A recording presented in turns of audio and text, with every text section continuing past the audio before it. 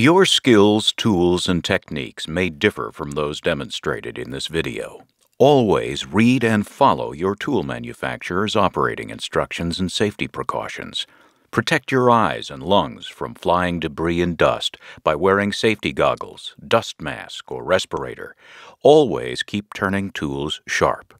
You alone are responsible for your turning safety. Good evening, Nor-Cal Woodturners. There's 26 of us online now, and we are delighted to have Bill Juhl give us a demo on the famous question, is it a square round bowl? Is it a round square bowl? And all the other jazz. So Bill is excited to give us this demo. He's practiced, and he's coming to you live, and we're just going to turn the meeting right over to him and see how this goes. Okay, hopefully everybody can hear me okay. We're going to have a few slides to start with, and those slides are just things that are still images, and then we're going to transition to doing it live.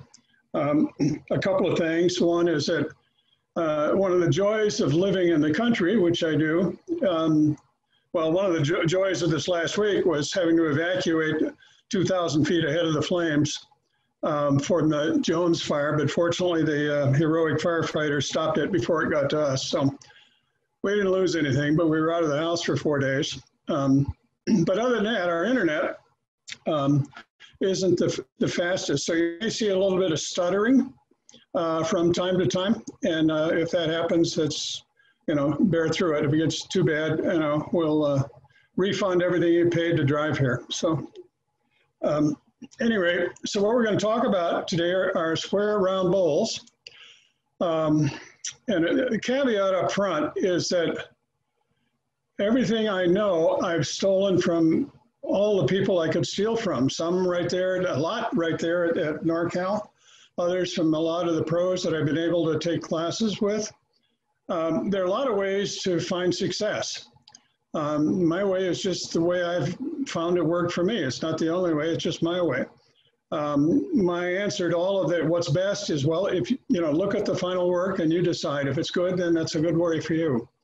Please do interrupt and ask questions. It's a little funny doing remote demos without, and normally an audience gives you feedback. You find somebody asleep and you got to pick it up, or somebody laughing that, oh, that was a good joke. But when you're doing remotes, you really have no idea what's going on out there. Chris told you about temporarily unmuting yourself, and you can do that, and I welcome interruptions at any time. All right, so those are the limits. We were going to have a backup file if things went bad, but it turned out that didn't work either, so one of these things. What we're talking about today is this funny thing. We start out with round trees. Did you ever see a square one? No. And we take a perfectly round piece of wood, and then we put it through saws and make it rectangular. Then we chip off 80% of that onto the floor, maybe more than that, and turn it into something round. And every time a wood turner picks up something, what comes out the other side is something round. After a while, how many shapes of salad bowls can you do? And, or spheres or whatnot? Is there another path? And, so there's a challenge to think a little bit about yourself, not as being a wood turner. All right, wood turners are, yeah, well, okay. Wood turning is a tool. Think of yourself really as being a sculptor, and what you work in instead of clay or ceramics or whatnot is you're working in wood. And so this is a chance to explore something a little different. So there are a lot of shapes that can arise by starting with a square bowl. And here's some pictures on the right. This really, I hope what you'll get out of this today is, one, is just a couple of little techniques, but secondly, to have some fun exploring different shapes and things, and there's some surprises that come out of it. Things you didn't think about. Look at this shape up here I've got around the cursor. I think that'll show up, and let's see if I can get the pointer option. Laser, yeah. Around this, that was flat on the top. beforehand. And so what we're going to do is look at how to manage some of those things. So let me see if I can undo the pointer.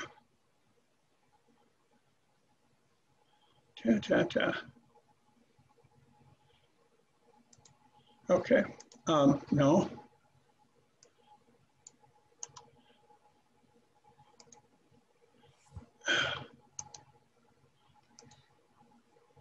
Well, let's see if we can move on from that. All right, so tools you're gonna need. You're gonna need a square.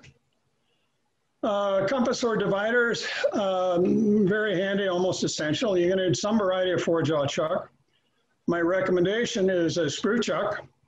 And we'll see you and illustrate that. Or, whenever you got your 4-jaw chuck, I'm certain you got a woodworm screw. A depth drill is useful, not essential, but I like it. It helps me not make funnels. You're gonna need some bowl and spindle gouges. A large radius scraper is nice. Wood you're gonna need is a blank of wood. It's gonna have to be square, perfectly square, plain to a uniform thickness. Nice tight grained woods like maple, walnut, honey locust, cherry, beech, any other dense closed cell woods. Ultimately sandpaper and finish. I'm going to use the ELLSWORTH grind. There's lots of other ways of doing it, but I'm going to show a couple of techniques that only the ELLSWORTH or the Irish grind or Celtic grind, whatever you want to call it, will do and work with. Jaws. If jaws are manufactured, almost everybody knows this, but a little backup. These are manufactured as one single milled piece. After they are as one piece, then they are cut into 4s. And depending on the manufacturer, it's a 1/16 to 1/8 of an inch of thickness of the cut. So when these are separated around that dimension, the 1/16 to 1/8, this inside or the outside is a virtual, very, very close to being a perfect circle. If either a tenon or a mortise is created to fit, that is very close to that near perfect circle, usually the chuck will not leave marks on the wood. And that becomes important in some of these techniques where you really are trying to grip it but not mark it.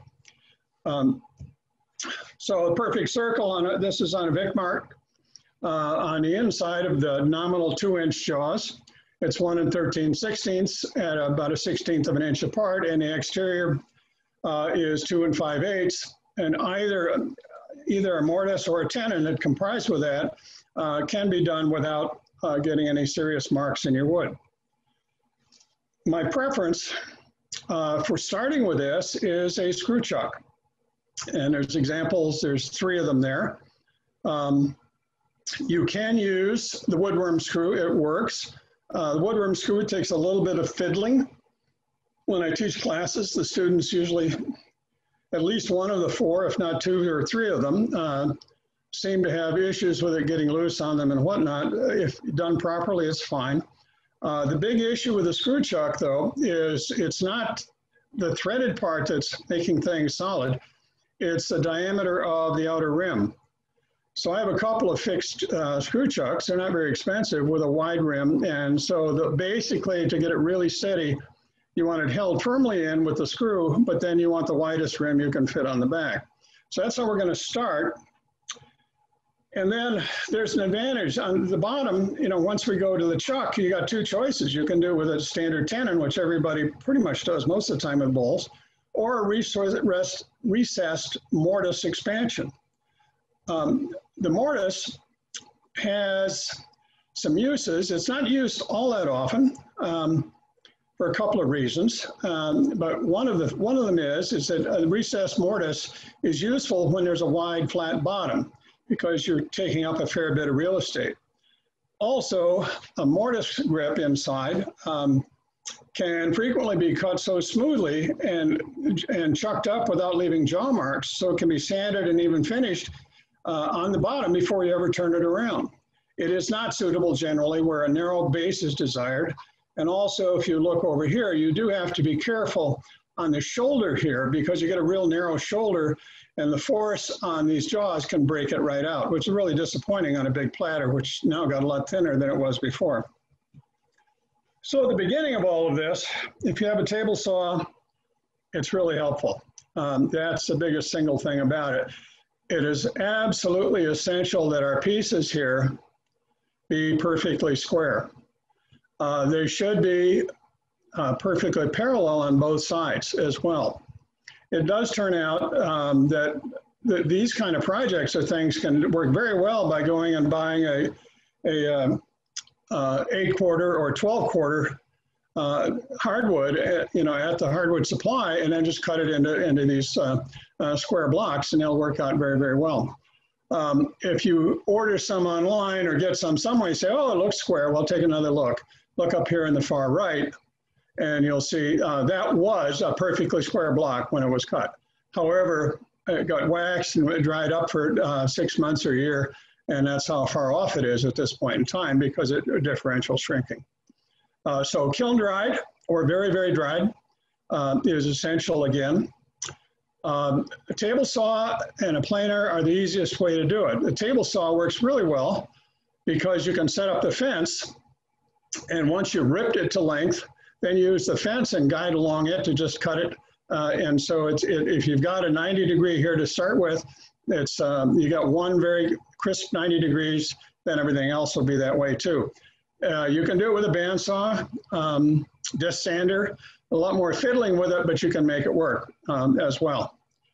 The other thing that can be done, and there's not a good illustration on here, but you'll see it in the samples we're using, you can cut it like up here at 90 degrees to the bed, so that that's a 90-degree angle on the top. The sides are perfectly vertical. Or you can cut an angle on here of some degrees so that the base is a bit narrower all the way around. And that adds some whole new dimensions to things you can do and gives you some surprising results you might not have thought about when you do it that way. It also makes it a little more balanced, narrower on the base and flaring out a little bit, like this for an example. This is one that's finished, but you can see these flats were cut on the saw to begin with, and the pieces we're going to use in the live demo today will be cut in the same way. You can also do flat top ones, ones that are perfectly at 90 degrees, and they form an interesting shape as well. The two main variations you're going to deal with are basically in the square round bowls is either a flat top designs or a rounded over top. It's sculpted so that it's coming down, it's resting on the corner posts. And we're not going to get to that today. That's a little more involved, although once you work through the system, they aren't all that difficult. They can be a little surprising, but that's the worst of it. So you got some design decisions to make. In this case, we're going to do a flat top tonight. We're going to use a recessed mortise on the bottom. The mortise will not be removed. We're going to have the blanks we're using will have flared sides. We're going to do one with a slightly raised rim on the inside. And we're going to do something to embellish the outsides. One of the things that is of interest, back up. You've all, heard about the magic dimensions. As it turns out, let me back up one. A ratio of 60-40 turns out to be very, very close to what we see in nature and many things, and it turns out to be very balanced. If we make this, so this particular bowl here happens to be 6 inches across. This dimension, if you can see the pointer here, is 1 inch, another inch over here, and so we got 4 inches across here. And at least to me, it looks pretty balanced. Another option would have been to do 2 inches out here and to do a smaller one in the center. And if you're just looking to do something artistic, that could be very nice as well. But you want to think about that, and that relationship seems to work out pretty well.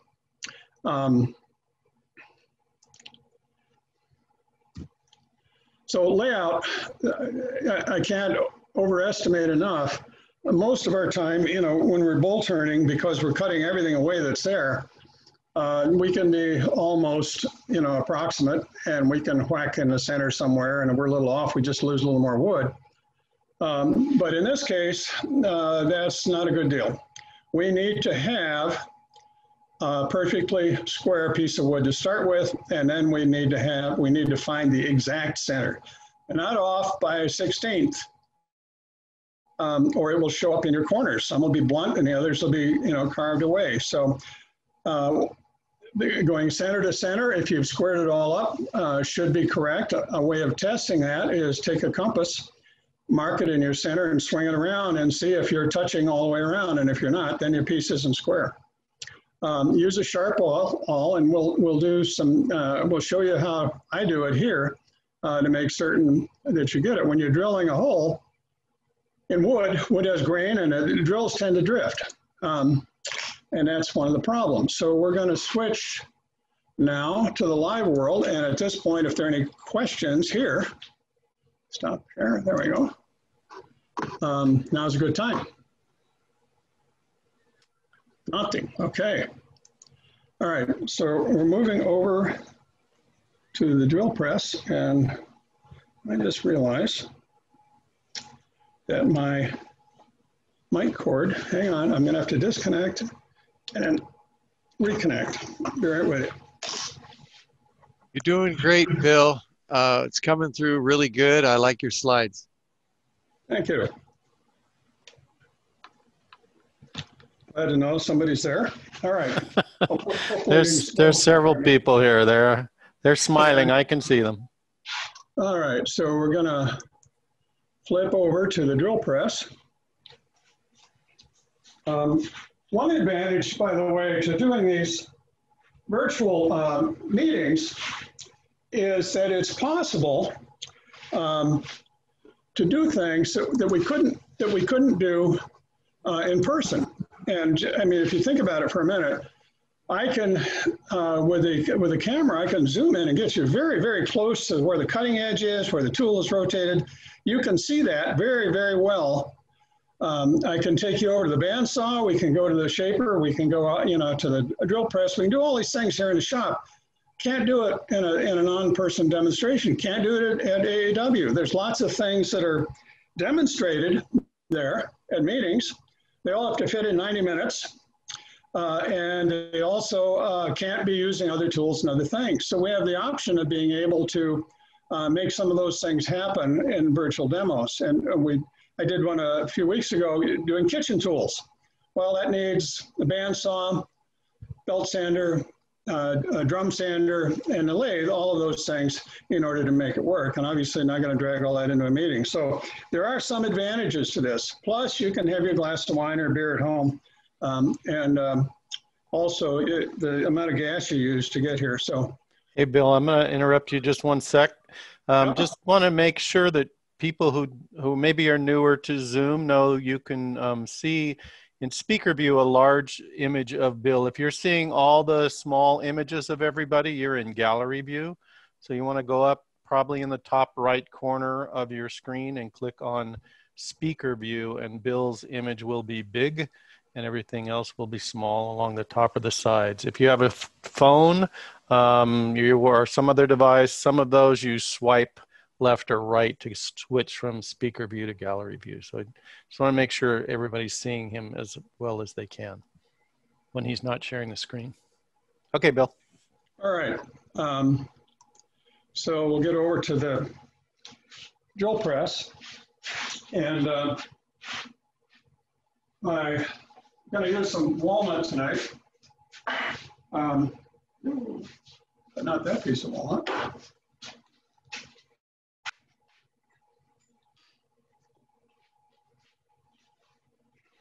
If you don't want that piece of walnut, I'll take it, Bill. Oh, that's my backup, Chris. No, that was Shan. That was Shan going after it. I was going to comment on your dusty shop. I said, okay, so if you can see here, this has already got, it's cut on an angle. Somebody might say, what is the angle? And I would say, I don't know, maybe 25 degrees off, 90, something like that. Not a lot. It can be different. You can play with it again. And that was on the you did that on the table saw? Kind of got ready to cut. Think you can see that maybe with luck.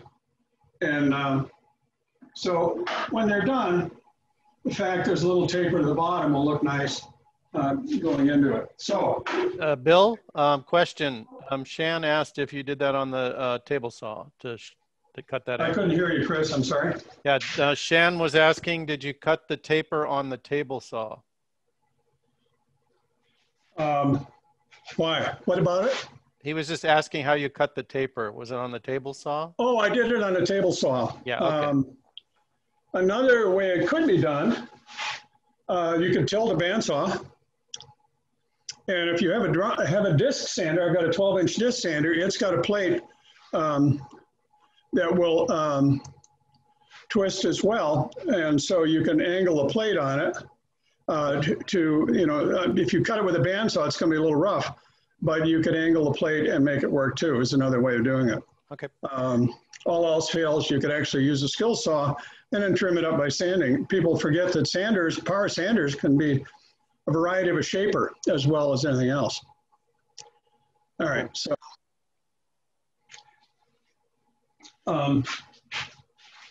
Table saw makes it easy. I know some people became purists and got rid of their table saws when they decided to become wood turners. What's important is to be precise. I've checked this already with a square. These corners are absolutely perfectly square, as best I can do, within a 64th of being exact. This tool, if you can see it, it's a flat on one side and a knife edge. Pencils are not a perfect line, they're wide. They've got something, but a knife edge is as close to a perfect line as you can get. And so it is a better way to mark. And like if you're doing serious cabinet work, doing things like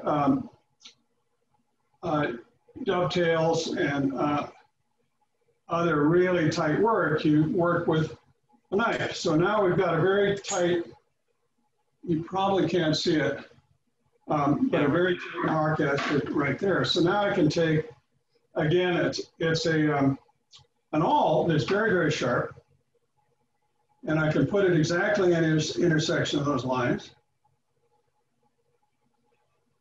And now I'm extraordinarily close. If I were just to try and drill this in right now into that little hole, I don't know if you can you see the little hole at all? Yes, just a little bit. Okay. I can... We've got a little over 1/4 of an inch drill here, which is, it would be, a real shot in the dark as to how well that would center. So this is something from the world of metalworking, and it's a pilot drill with a very small little hole, and then we use it to start a larger hole. So I picked these up at a yard sale once upon a time, and they've been handy ever since. I really want to get accurate about things. So down we come.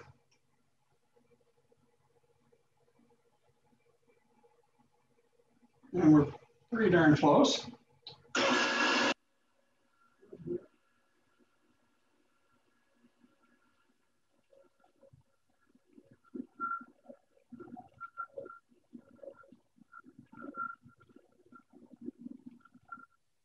Okay.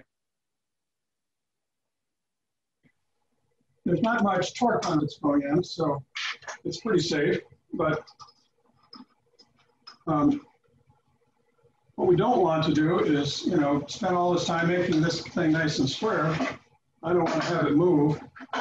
And so what I'm going to do is run the drill press down, center it nicely in that hole.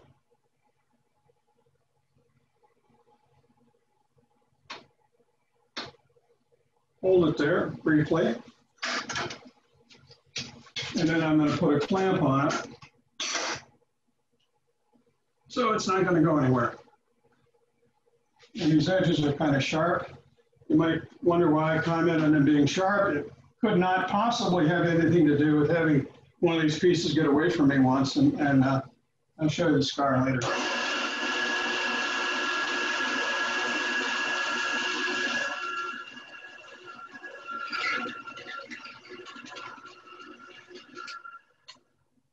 Okay.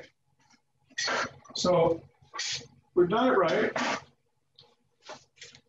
We now have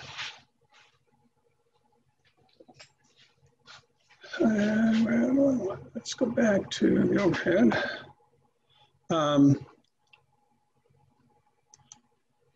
Okay, we now have our piece of wood with a hole in it. We have a screw chuck. And these are not very expensive. They're very solid. They come in different widths and whatnot.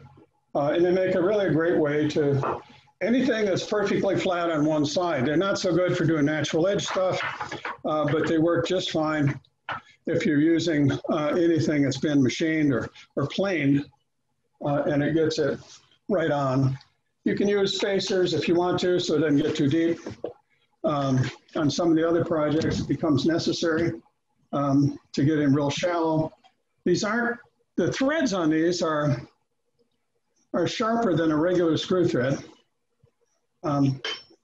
It can be sometimes quite a challenge to get these on properly.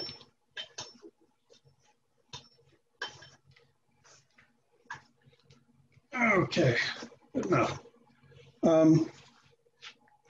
Like I said, we have an angle. You can see the angles here. You know, we could, same way, we could do something like this as well. Your choice. Okay. Our next is, so what we're going to do next is put a tenon on the bottom. And I want the tenon to fit nicely in without leaving any marks. I'm sorry, not a tenon, we're going to put a mortise in.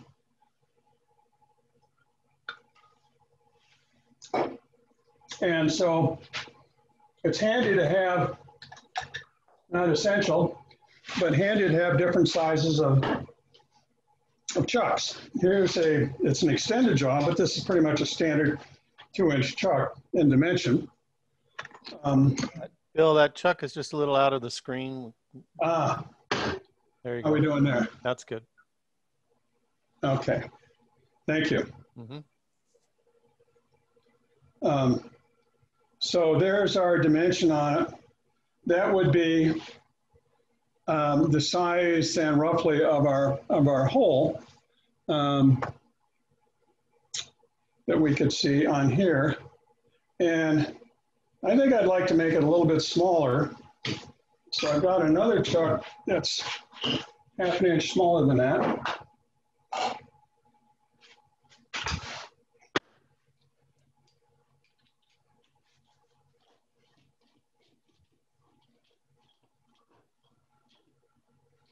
Okay, Bill, I'll bite. How many chucks do you have? How many chucks is woodchuck chuck?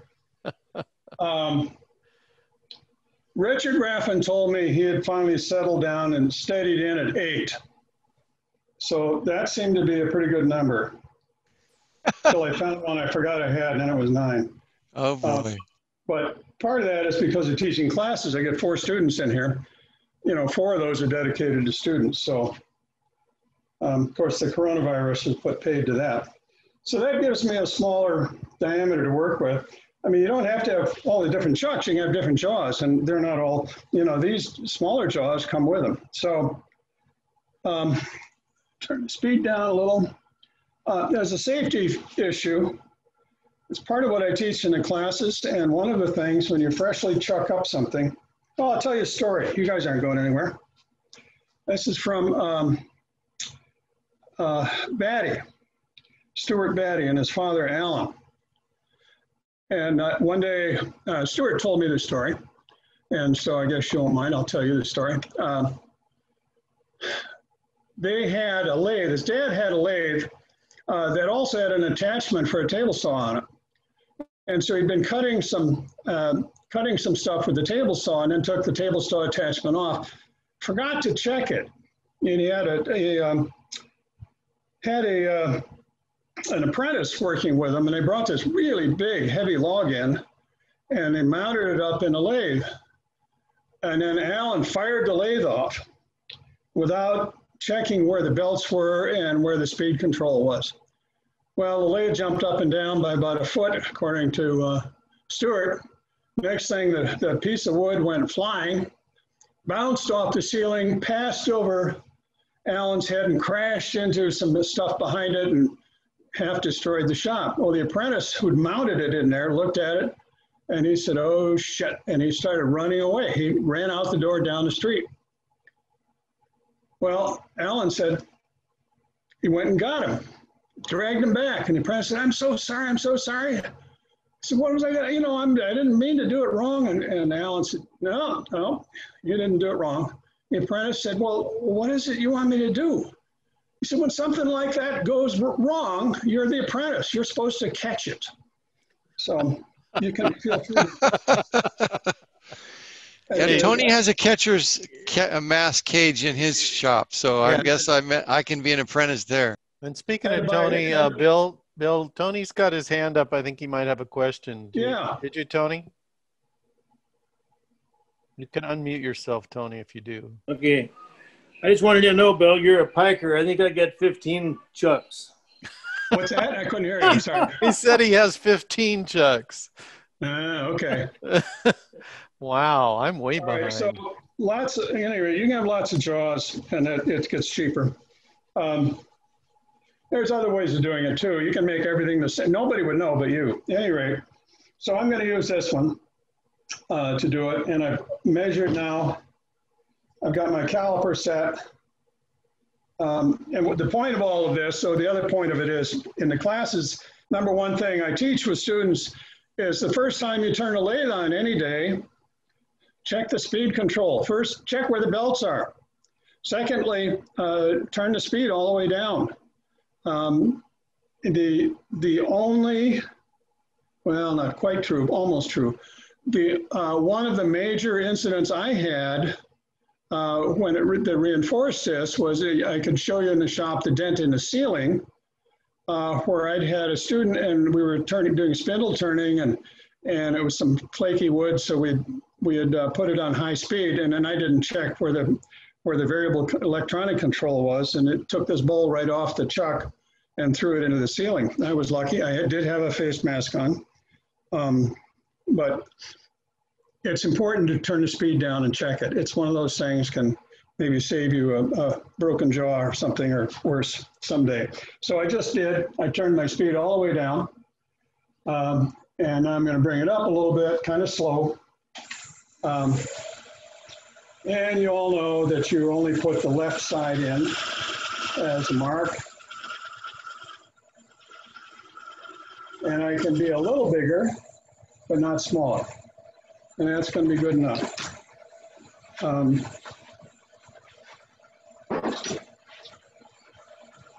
So that's going to be my, I don't need a lot.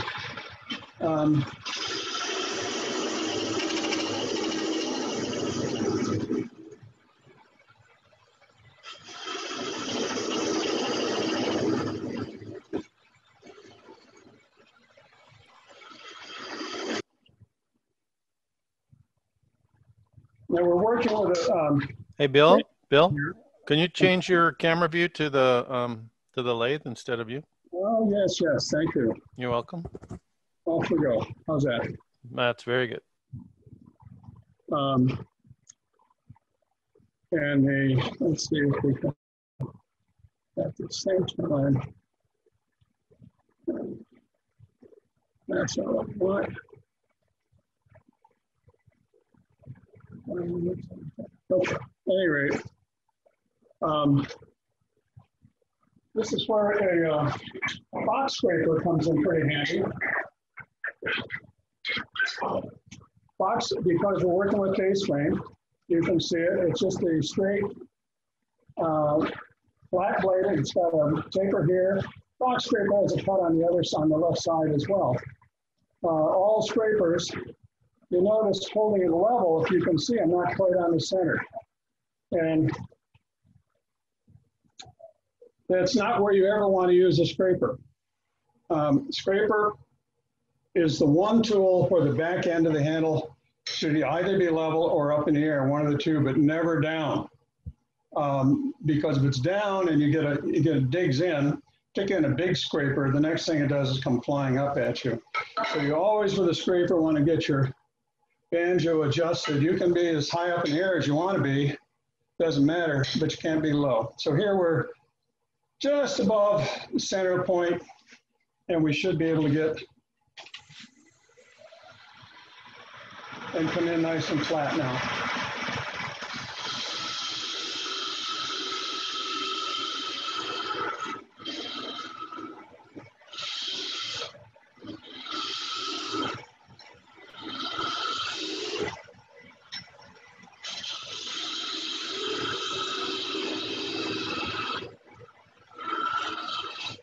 Now what you can do with scrapers should have a little burr on it.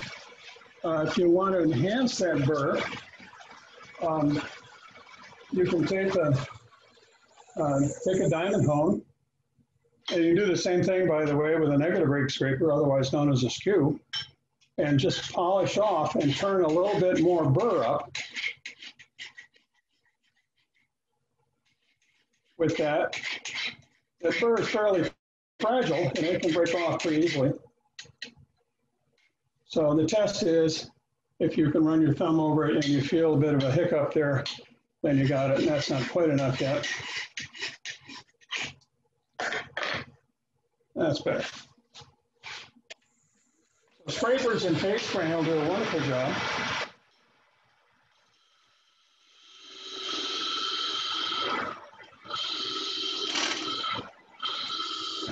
This is walnut I've had drying for 30 years. So I have a whole loft of it I bought.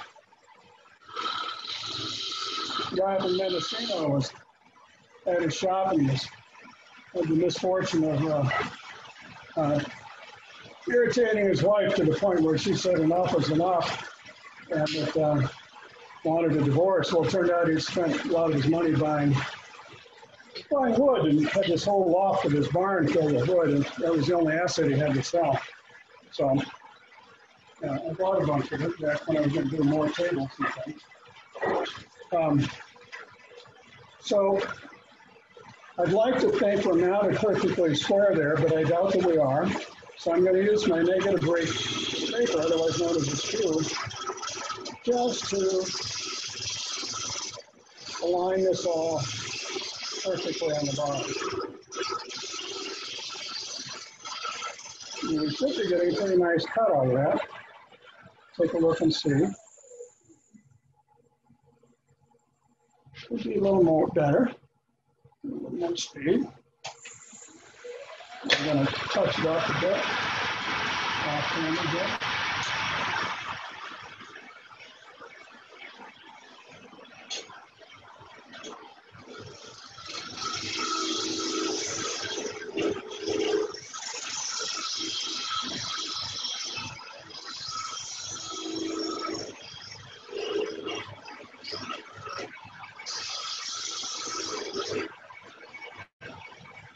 It's flat, so I can later I can sand that if I have to. But most of this is pretty good. A little rough spot over there. Well, it's sort of, you know, you might wonder, well, why do we have this hole in the center? Well, let's do a little something to make it look like we intended it. I'll just use the screw to do a little bit of decorative work in here.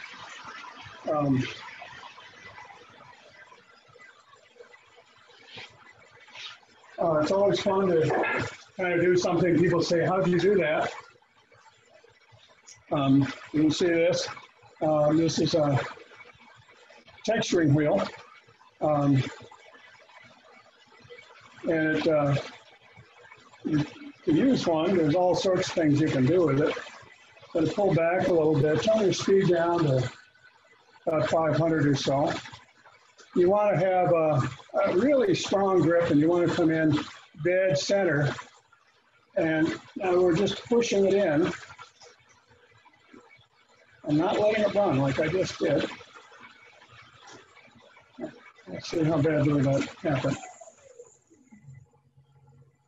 Well, that didn't work out real well, but the advantage of working on this stuff we have is we have an eraser. Here it is. Works really well on end grain, I'm not going to try it again. Side grain is very iffy about. End grain, because it's all the same, like in boxes, can work out very nicely.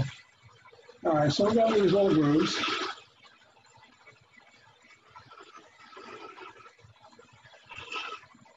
And you all know how to sand. I would sand some in there, but we're going to put this, make sure this is straight, or a little bit of a taper.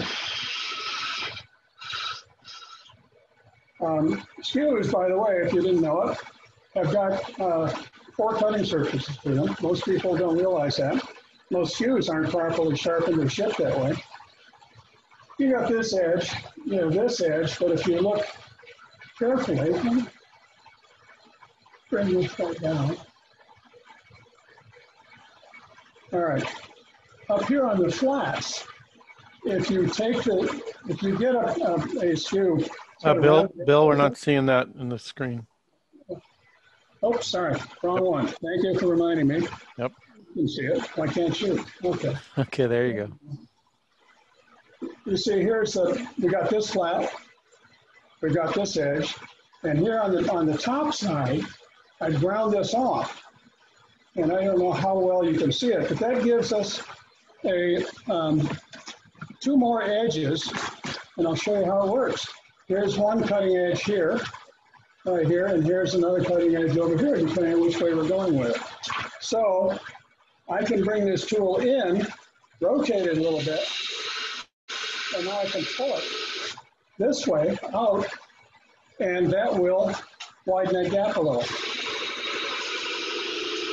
You can actually use the skew to do boxes. Okay, so there we go. So right now I'd sand it out, finish it up a bit more, but I'm not going to mess with it, so we can move on.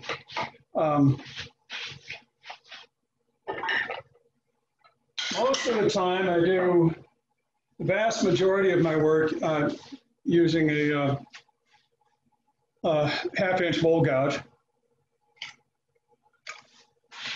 with that's ground with the ELLSWORTH brine. If you can put this over, you can see a little better. If you can see the shape on this, it's sweeping back about almost 3/4 of an inch, and it is a very slightly convex shape. You don't want a concave shape. You don't want it straight. Kind of a fingernail shape up here. You got a little latitude as to how big a point you want it to be. But that gives you a lot of, and I'll show you the different ways you can use that to your advantage to do different kind of cuts with it. It's an amazing tool. It's not the only tool, but I was using it actually, Chris and people and Tony, it was, first got me into it was ELLSWORTH at the Nor-Cal demo. And then I had the good fortune of spending a week with him in Colorado, and then he was my guest here for a few days, and that was very nice also. So now what we're going to do is we're going to take these sides and we're going to wrap them up till we come up into the corners. And that is our goal. And I think that top view is probably the best one. Of course, no one ever moves their tool rests when the lathe is running. I try not to in demos because blood really screws things up. Okay, before you start that, Bill, can you show me again which edge you're going to take off? Okay, sure. Good question. All right, what we're going to do is we're going to take, you can see the pencil here. We're going to bring this corner down like so. Okay, that makes better sense. Thank you. It could be curved the other way. It could be done. This is where you get into some artistic things you can play with. We're going to make it a convex curve. So it's going to bring our bottom down into about here on the sides. Our bottom will end up here, and we're going to do that all the way around. So we'll have this curving slope coming back up to it. Thank you. Yep. Here's a sample of what we're going to get to. You can see we're all the way at the point back here, and this is going to come around. This one, it could be a little better here. The other one over there is nicer. But this is what we're going to attempt Got it. This kind of shape. Is that a question? I said I got it. That makes good sense. Thank you. Mm-hmm. Now we're going to be cutting a lot of air. So I'm going to turn it up probably around. I don't have a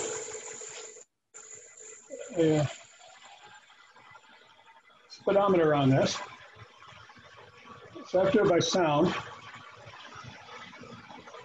This blade, by the way, is a stubby. So I'm going to start by just taking off corners.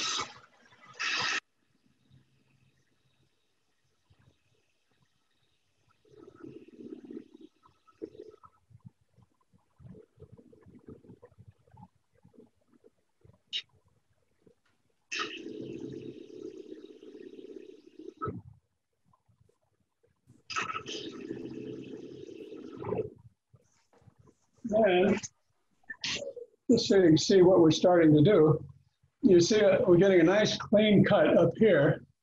But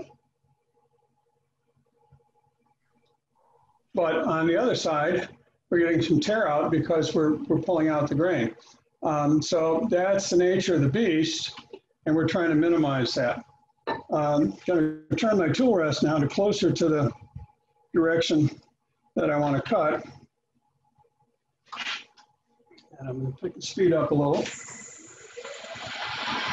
Remember that there's, you can't see it from here. But hey, Bill, can you move that camera view? We're seeing the wrong end of the tool rest.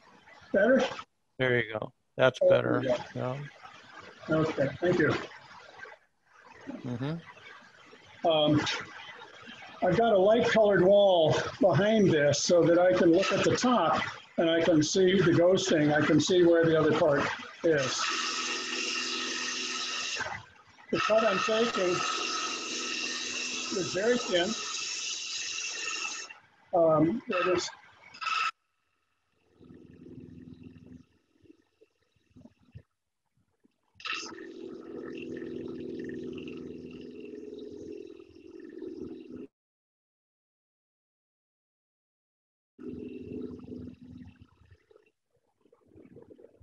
it can be handy, you know, if you that are left-handed, you're fortunate in wood turning because you also know how to be ambidextrous slightly. And I encourage everybody, try turning left-handed part of the time because there's a lot of things you can do that are much safer and easier left-handed with a lathe. Like right now, I just changed positions and I'm now turning left-handed.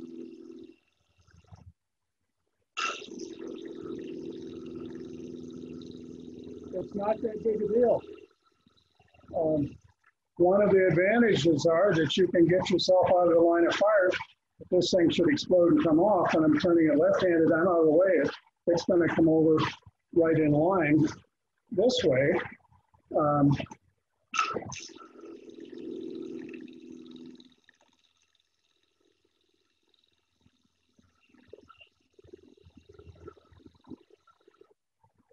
Let's see how it's coming. All right, you can see we're getting closer up in here to our edges. We don't want to go past them, and we want to get more off over here. So we're going to change our angle a little bit here. One of the things by setting my tool rest appropriately, by setting it appropriately, I can use the tool rest as a guide for even when I put my finger. I can put my finger in this groove on the rest and use it as the cutting thing and just hold this and slide down when I can't really, I'm out here in the air, I can't ride the bevel exactly. So.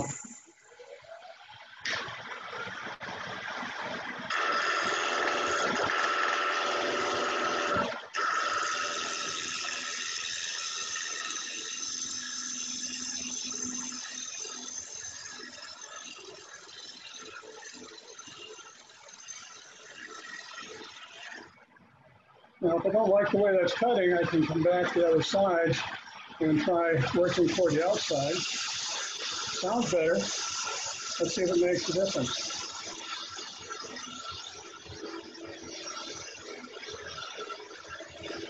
I'm seeing a reflection, so I think it's cutting a lot cleaner going this way. Let's see how those fires come out in a minute once we get there.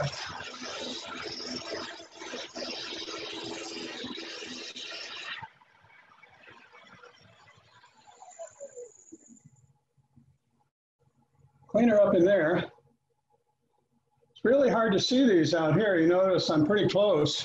You can see where it's at. So I stopped kind of just in time. I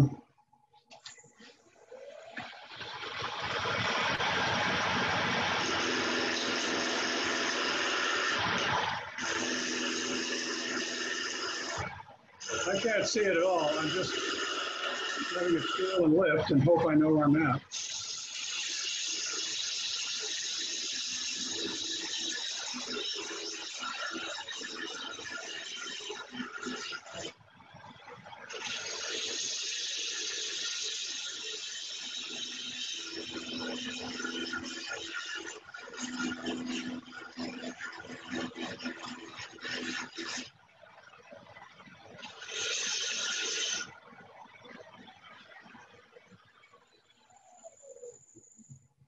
Okay, we're getting pretty close.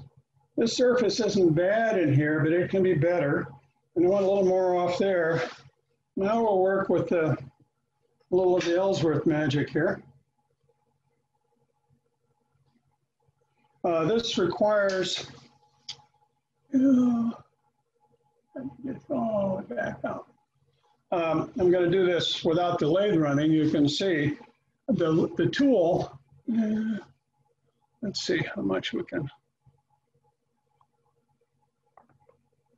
No. The tool is going to be with the almost perfectly 90 degrees to the lathe. And we're going to be, the cutting edge is going to be up here and we're going to slide across like that. So let's see how well we can make the camera show that. I'm going to bring the overhead in very tightly. Tight. And we will switch to the overhead. Okay. Maybe a little too tight. All right, so again, the tool is going to be up in here, and you'll be able to, if you watch, you'll see the shadow on it. I'm riding on the bevel, and it won't cut until I rotate over till you don't see the shadow. And one more light, maybe. Okay. All right, so we'll see how it goes. Tool is all the way down, it's against my leg on the bottom. It's virtually straight down. I'm riding the bevel, the tool is not cutting. It's riding on the back, it's riding on, right up on here. And I control it by rotating. Now I've got a really fine cut. And if you look at the angle the wood is coming on the tool, it's very, very oblique.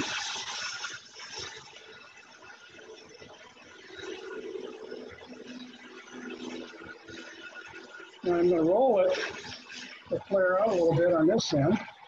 Let's see how it is. So, Tony, you want to come over here and feel this for me? Oh, sorry. No sanding in here.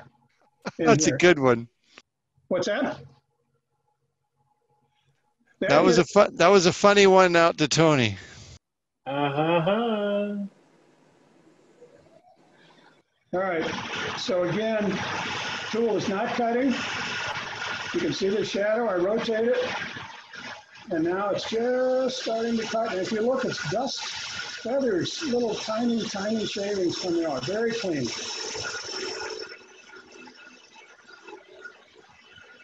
And I'm sort of,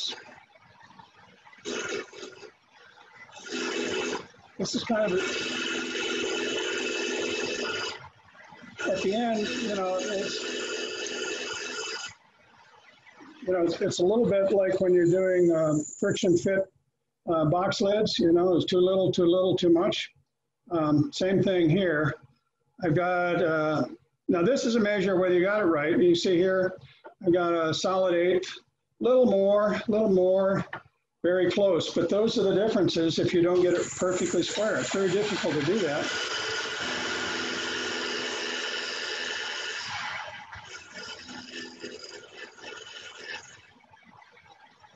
So you keep trying. Okay, so we've got these nice shapes that are like this. At the bottom to me looks a little thick yet. And so I'm going to take a little more off, but I'm not going to do anything more up in here.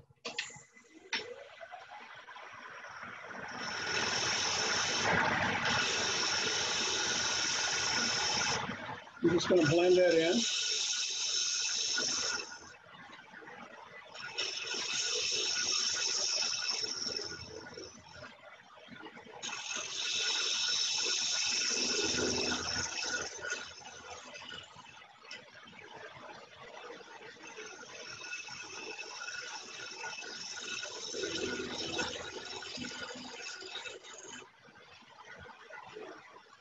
So there's our bottom. Now I'd sand this a bit, whatever I was going to do. I could actually, if I wanted to apply a finish on it, I could do that now. So I don't forget, one of the things, you do want to, you can make some really sharp edges with this. And you don't want to leave them that way because they're just an invitation to get dinged. So you do want to soften them up a little bit, and you can do that by hand. And the same thing down here. Anything that you make with a flat bottom, you really want to, what you really want to do with it is to, where are we? With a flat bottom, you want to radius it just slightly, and you play with it sometime. Cut a really crisp edge to something, and then set it on a flat bed, and you say, oh, that didn't look so good. You radius it so there's a tiny shadow around the edge. Some reason it looks a lot better. So we're going to do that here. I'm just going to sand it. It doesn't take much to create just the tiniest little bit of shadow line there, and then it looks correct. I have no idea why it's that way, but it is.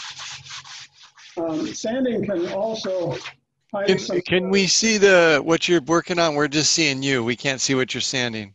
Oh, well, good. All right, there we go. Sorry, that's the problem. Got to work on that. All right, so we're just sanding off the, sound a little bit. We're just sanding off the rough edges with a 220 paper here, just so that they're not real sharp, okay? Okay, now we got it. Thank you. Yeah, all right. Thanks, Chris. All right, so. That was Shan giving you instructions this time. What's that? I say that was Shan giving you instructions this time. Thank you. He's filling in for me while I'm trying to eat some dinner. No fair. You're eating dinner? I'm out here. Sorry. All right, so that's the first half of this puppy. You can see our sides are sloped.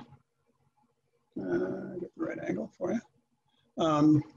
They're not a 90. We've rolled the sides up like that.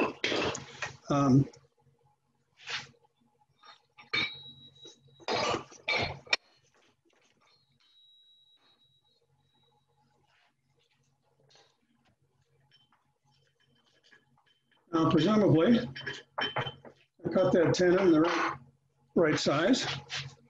And that mortise, rather.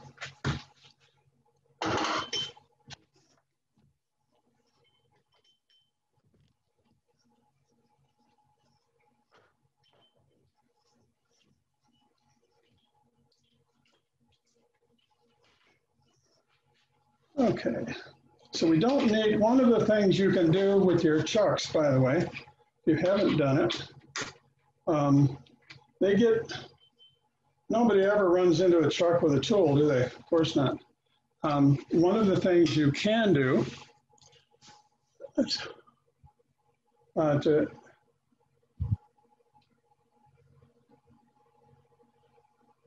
is you can take some flat stock and you can just touch it up. Let me get this going. All right. I can clean up the face and I can sharpen the edges up a bit with this so that I have nice crisp edges. And I can do the same thing on here. I don't really need to. I can come on with, again, with something harder to backing the paper. So I get a real sharp edge in here, and that will help this really get a good grip. Okay, so it does fit.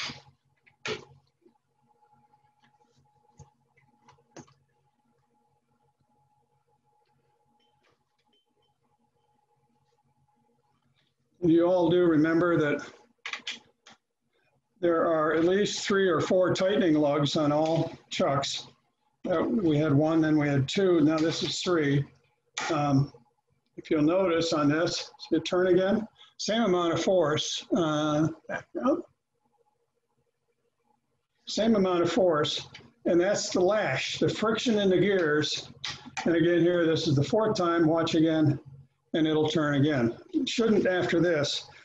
On a little piece like this, doesn't matter. On a big piece, it really can matter. You want to get a good grip on it, tighten all 4. Okay.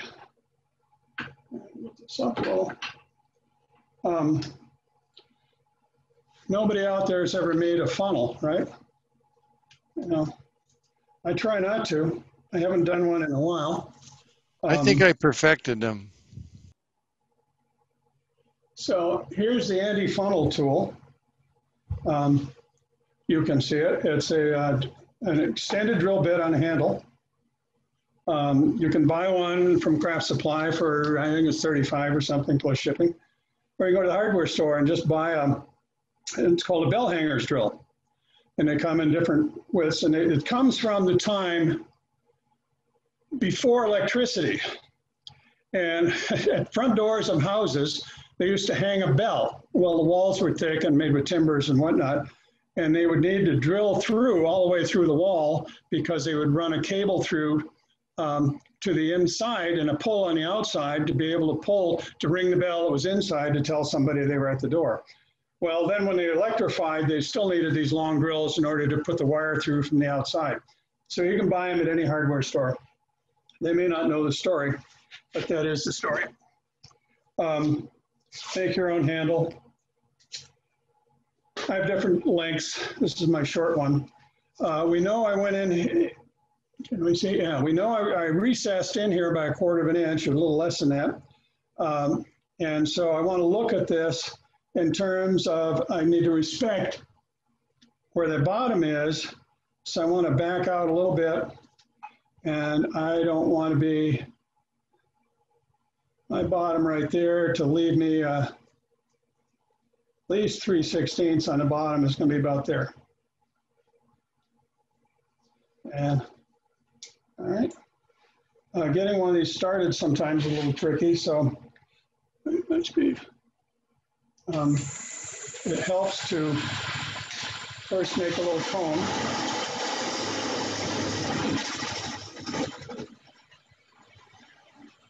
That'll guide it in. A good grip is necessary. You got to get a grip like iron on it. If your grip isn't all that good, then on my other one, I've got a set of ice grips, and I just clamp it on here so it is not going to turn. You're doing it by hand, you're not using a tool rest, and so you're just pushing and backing it out. and looking at it straight on. So when you get to the point where you're touching your tape, you know you're at the bottom.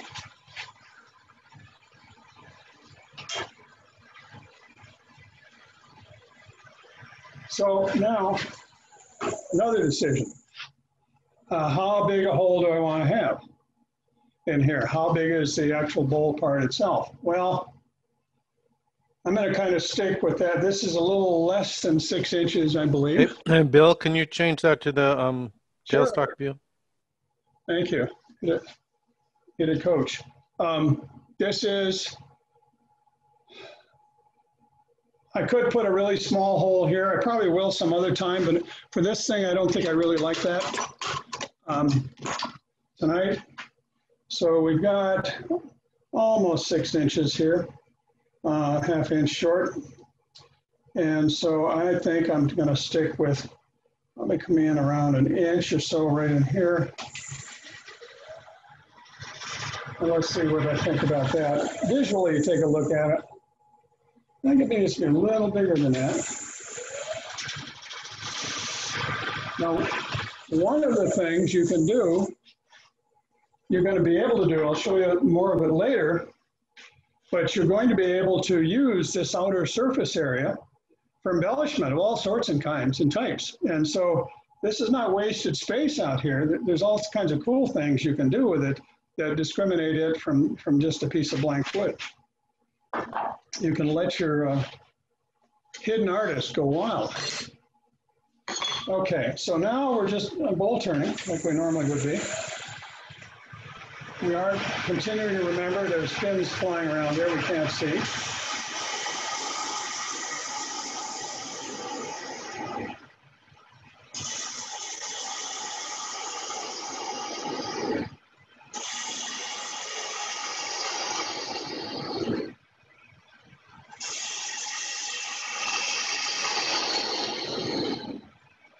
One of the things that I picked up from David, can you hear me okay over the sound of the lathe? It's your voice gets muted as the lathe is getting louder. But one of the things I picked up from David Ellsworth is that almost everybody, you get ready to start a project and you sharpen all your tools. And so you start your rough cutting with nice sharp tools. And then you get around to your final cuts and you're using the tools you've already dulled. And so when you get around to the last part, resharpening, or if you have multiple tools, it's a good thing to use them. I'm getting closer.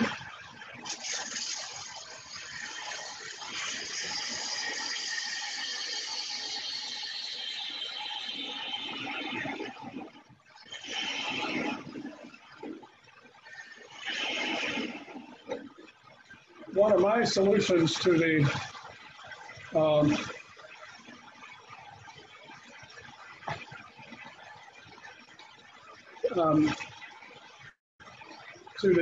resharpening tools and stopping what I'm doing is this tool. I made the handle, you go with any. It's a double-ended tool. I sharpened them both earlier today, and so now I have a razor-sharp tool to do my finishing cuts with. And I don't have to turn off the lathe, don't have to go over to it.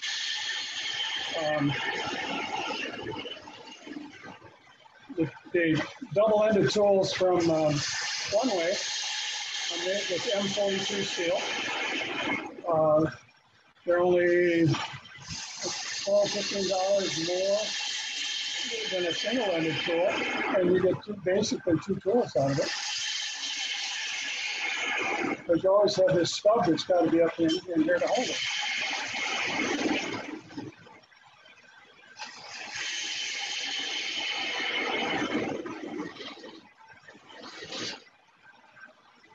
You can rotate the tool and use it as a scraper coming out on the inside. It'll take the little ridges and bumps out. Can you switch views so we can see how you're scraping that, please? I'm sorry? Yeah, switch to the tailstock view again. Coming up. Need a producer. All right.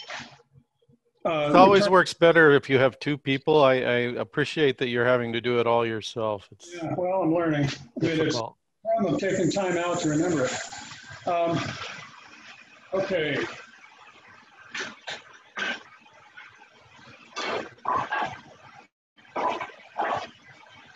This is all face grain that we're working with, and scrapers work exceedingly well for that.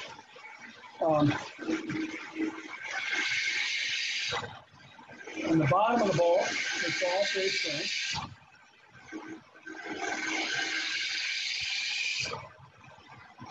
But when you come out to the sides,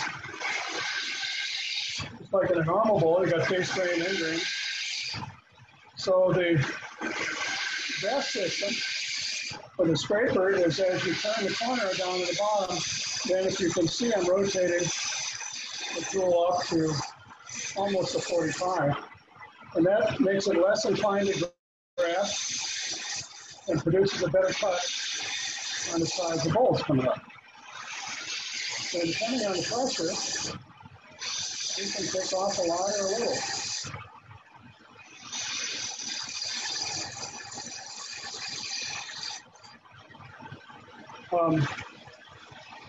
Let's see, let's go back to the other side. If you can see the tool, you'll see that this is pretty bright and shiny on the top here. That's from honing. They all have tool marks on this part, and so when you get a scraper, if you spend a little bit of time once with a 300 grit or 600 grit and polish out the end on the top,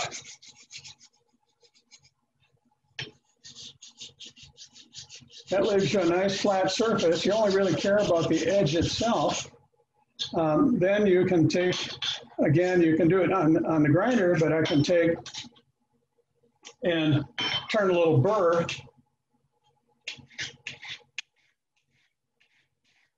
coming up, and I can feel that burr. Then I know I can take off shavings that are so fine, they're just pixie dust.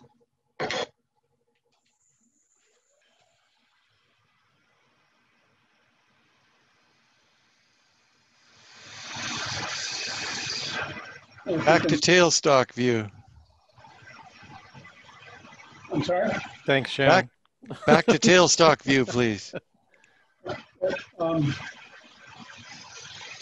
He can only hear you, Chris. And you just look at that surface of the tool and you know how fine the cuts are you're taking off. Hey, Bill, switch to the tailstock view. Thank you. Okay, so it's coming out like that.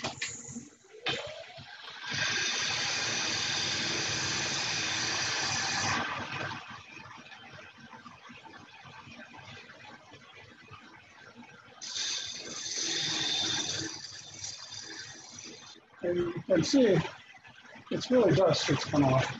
Now I could sand it right now if I wanted to,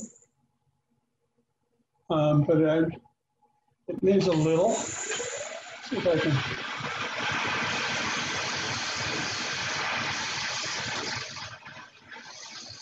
But you get the idea. I'm not going to worry about it too much because of I can always come back afterwards because that mortise in the back is going to be there forever.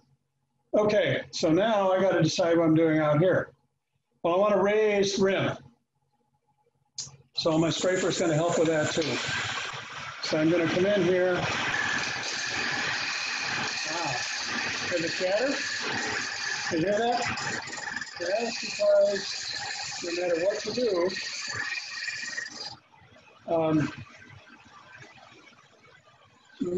you do, the grip is just not quite going to be exact.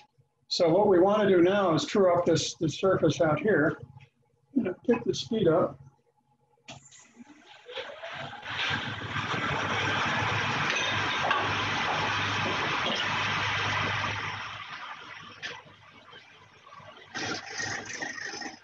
And once I don't have the chatter, I'll have a true edge here. It'll be aligned with the lathe.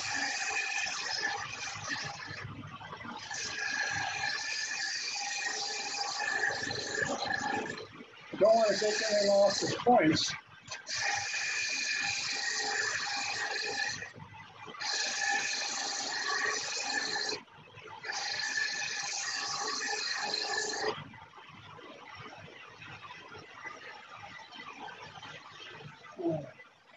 Don't have quite enough burr on this.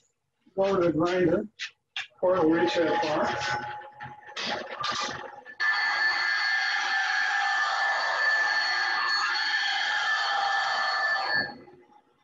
No.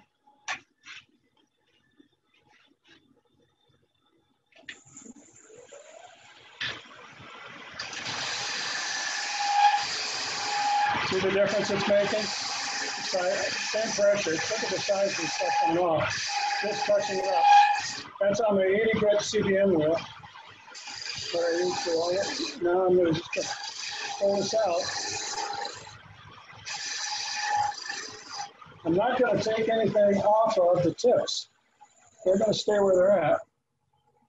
And you can see, yeah, you can see it there in the light. See that little shadow? So that's where I'm cutting, is right to there.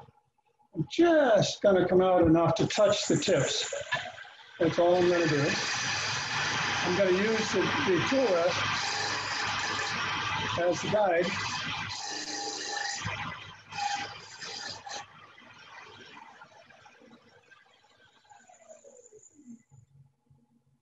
All right. So now we could sand it, finish it out just like where it's at right now. It would be just fine. And you see from up above,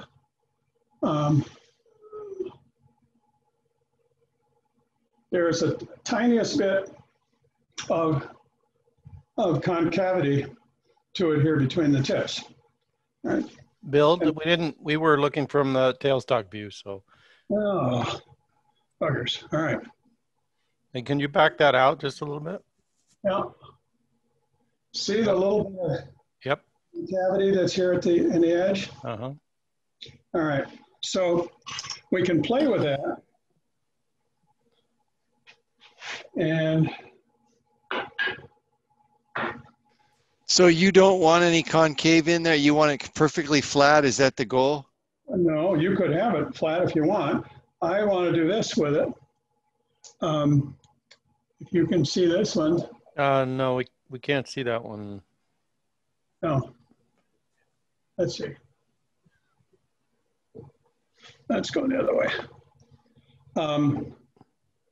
You see this? Drop it onto the tool rest. There you go. There's a slight curve to it in here. It's not terribly obvious till you see it more from a distance. The camera's too low to see that one. Let's see what we can do. To get the shape, I think you can see it there. Can you see it in here? And it can be more profound than that. And you create quite a curvature that's up in here. So we're going to work on that. We're not going to touch the corners. So we're going to scoop this in and we're going to see where we can go with it. All right.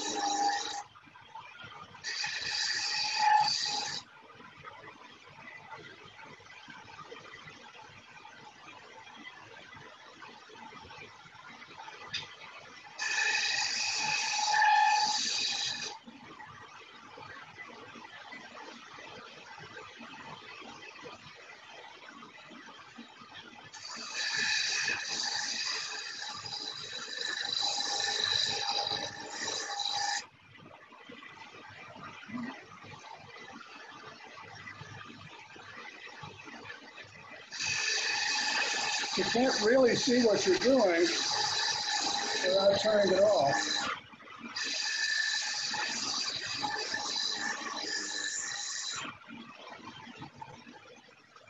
So now let's take a look and see, and hopefully from the overhead, you can get you see the shape that's coming out now?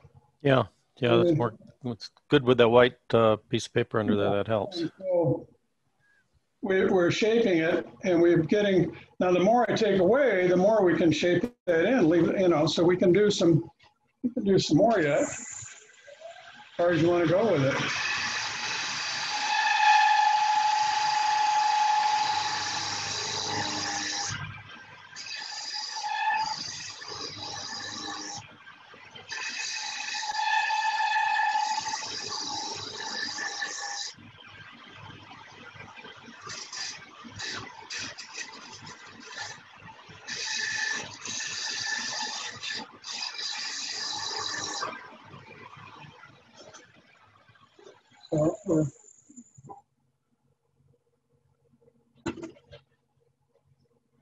And you can see down that edge over here.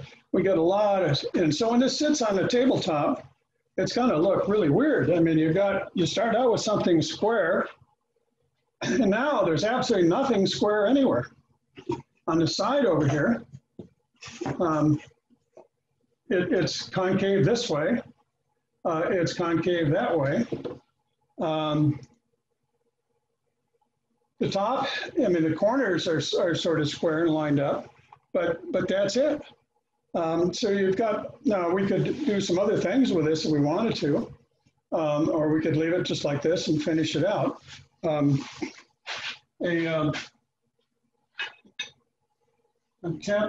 think I will. You could put some beads and coves in. If you have, you see it, let's see. Up here, this is if you can see, it's cut a groove in it. This is a beading tool, very small beads. And so I can put some little beads in here. Nice thing is I have an eraser if they don't work. This is used this way, handle up, press down firmly.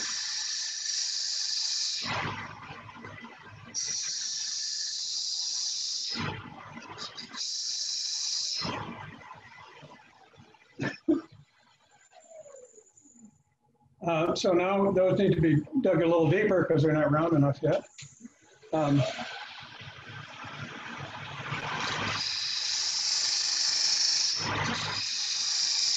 important to be using this tool handle up. It can be disastrous if you don't. That's pretty good. Now I'm going to use the screw to come in and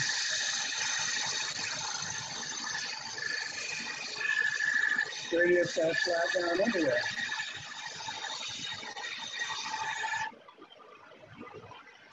And so I can round this a bit. I can decide what I'd like to do with it. Trim it up here and there. But broadly speaking, we started out with a cube, and we no longer have that.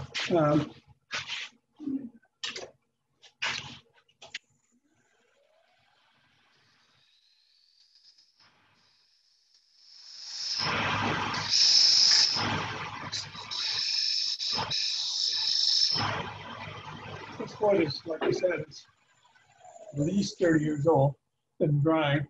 So it just flaked out of there with that little tool. All right. So I'm going to do a little more work.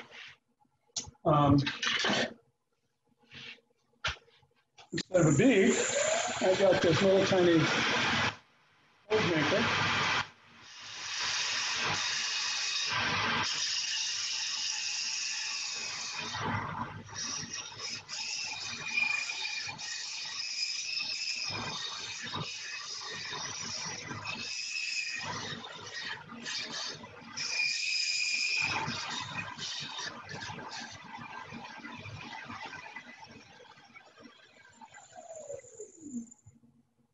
So now we got that in there, and I think I'll take the skew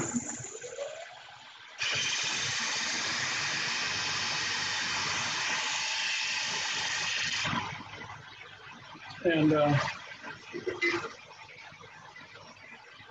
down to meet it.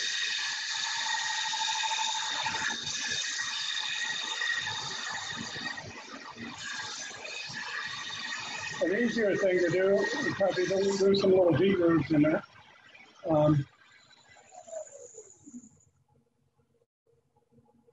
Getting close.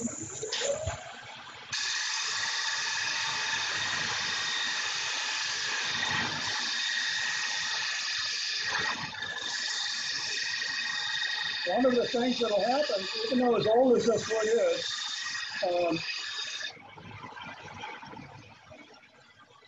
two things make wood move. One is the drying process, water leaving and shrinkage. And then the second is that all trees and all wood have tension in it as it grows. And as you take away parts of the wood, you take away that tension. And so I could bring this up tomorrow, put it on the lathe after I take it off.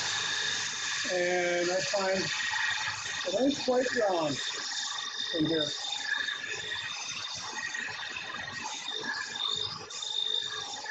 The only thing I want to do on this side, other than final sanding by hand, I need to do right now. So there we go. I'm reasonably happy with that.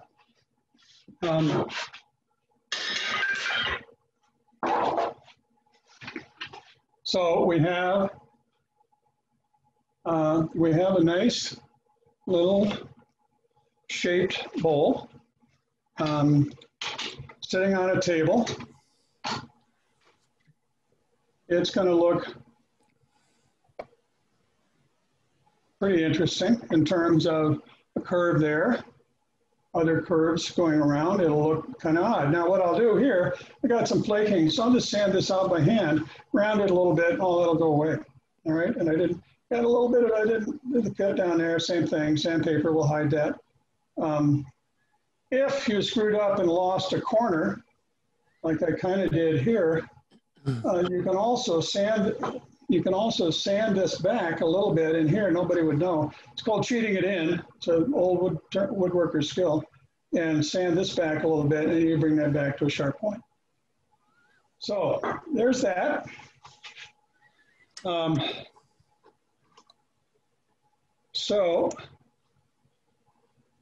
And all right, let's see, next screen, there we go. All right.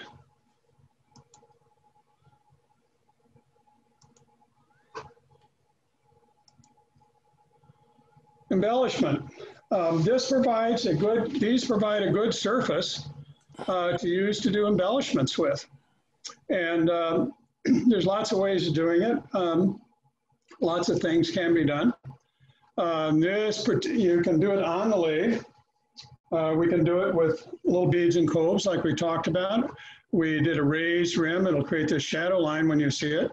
Multiple beads, V-grooves. You can't use wire in here, but you can use, you can do friction burn lines, with little pieces of Formica. And you can use a rotary tool or any carving tool, either manual or power. You can use radial lines coming off using the indexing feature or whatnot to come out of the center out to the edges. You can use pyrography. The Formica chip, pressed in here will burn in these lines. Little Formica chip here. You can get those at any of the hardware stores in our building supplies that you just hold it in place. There's other things you can do it with too, but that works really well. They've got gazillions of them there they want you to take as samples, because of the kitchen you're going to build or whatever. So that works well.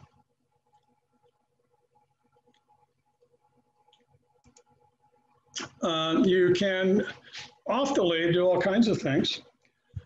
By hand, you can carve. You can carve little pebble shapes, veins or fins or pits.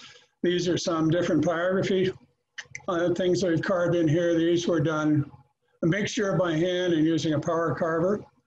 You can actually, if you look at many of the Native American designs or South American, the geometrics were very, very, historically a very important part of the human race. And so there's all sorts of really interesting designs you can work through. Rotary carvers, this Wen you can get on Amazon. I think it was less than $20. It's not a great tool, but it's an okay tool. And this power carver, really high speed, and it's reversible. And it was, I think, 300 or something. So, take your pick. Both are possibles. If you're working with a rotary tool, one of the things I learned, it is very important to use two hands. Two hands are like 5 times steadier together holding a tool than one hand is. So unless your body is organized different than mine, I don't have a third hand. So a carving stand to hold the wood is really useful, or a way to hold it down. And then at different angles so you can work with it. This is from Trent Bosch. The stand part is here, and you just use your own, your own chuck to hold it in place. And with this lever, you can orient this any way you want to. It'll turn around in circles, change the angles up and down. You can mount it on a bench, or it'll fit into the tailstock of your lathe. So they're very handy. Mount the piece in, it's very secure. And it's really important when you're carving to be able to get just the right angle to maximize, how you're doing. So that's in there, it's nice and secure. I can rotate it where I want it, get it perfectly there. And then we're good. Power carving then, you can do all kinds of things with it, and it's really pretty neat. This is taking a piece and just putting an outside line around it. It's a little rotary burr in there. This is designed to be rustic, so it's not perfect. It's a little bit erratic.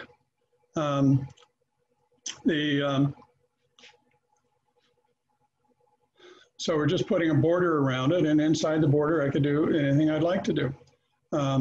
Borders are kind of nice. When you run a carving right out to the edge, sometimes that can get brittle out there. So if you can put a trim around the outside, that's kind of helpful as a stop point, and it also makes the piece hold up better over time. Always worthwhile to remember that all of this stuff is designed to be handled and used, and it's going to get bumped and maybe falls and whatnot. So giving it a little bit of a radius and some safety margin helps keep it from something with a round edge will absorb blows that a sharp edge will splinter and chip off. So there's our little line, our little edge. Now I want to do just some little pits. And so, the thing with the power carvers, it's illustrating it right here. Some of the bits are designed to run clockwise, some run counterclockwise. And see how it's burning? Well, that's because it was going the wrong direction. With the more expensive tool, it's reversible. With the Wen and the Dremel tool, they're not. So you've got to be careful which tools, which insert tools you buy.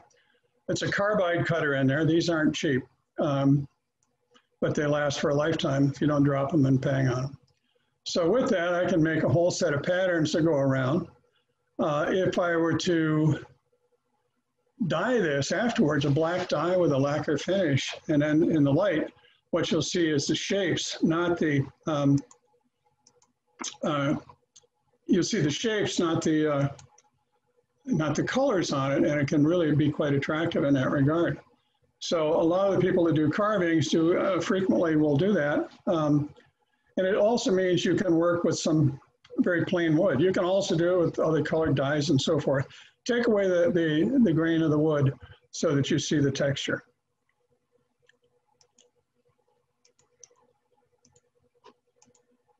So that is pretty much the end of the show. There's a few other, where am I? There we go, a few other pieces here, but basically,